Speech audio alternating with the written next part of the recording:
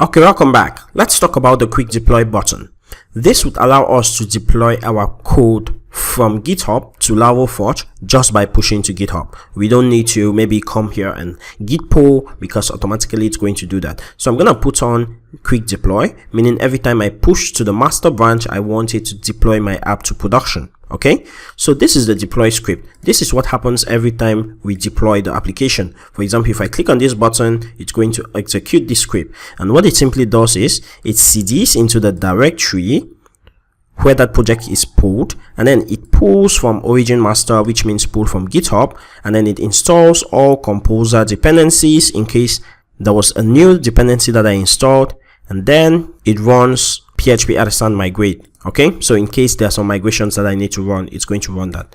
Makes sense? So you can edit this script to fit your needs or fit what you need. So this is the deploy script, and deployment trigger URL is just in case you need to hook up Laravel into your deployment workflow. For example, if you're using Travis CI to run your tests before deployment, then you can simply tell Travis CI to automatically make a post request to this endpoint, and it's going to deploy your app. Okay, so you no longer need to deploy automatically once it's pushed, but it's going to deploy automatically once your test pass on Travis CI. Okay, and then the branch that is supposed to be listened to. For example, we want to always deploy from the master, so we set up master right here. Okay, so that's basically all we need to actually know. So the next things we need to talk about is notifications. If you want to receive Slack deployment notifications to a particular channel, you can enable Slack notifications. The environment is very important, and this is where your environment variables actually are stored. For example, if you want to put in your Stripe key,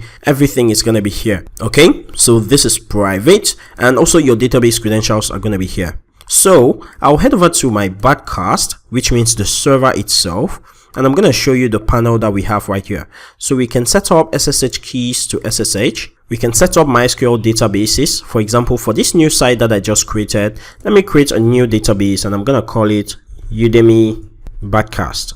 Okay, and then I'm gonna add that database. It's automatically gonna create a new MySQL database for me right here, and I'll head over back to the particular site that we are working with, which is udemy.broadcast.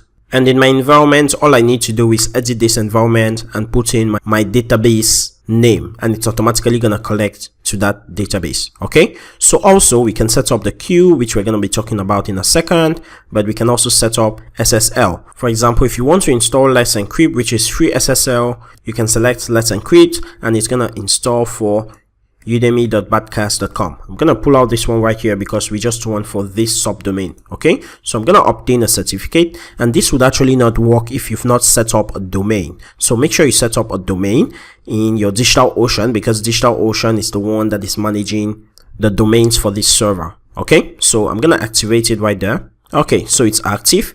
If I visit the app right now, it gives me secure right here. Okay, so it looks like we can visit our app freely. And just in a couple of seconds, our application is live, just like that. Okay, so in just a few seconds, we're able to deploy our application. We're able to install SSL just by one click. We're able to connect it to our GitHub repository, meaning every time we push, it's automatically going to update our site just in a few seconds. So this is why we are using Laravel. Okay, so we're going to continue talking about deployment in the very next video. For now, I'm going to hit pause on this video right now. So thank you so much, and see you in the very next one.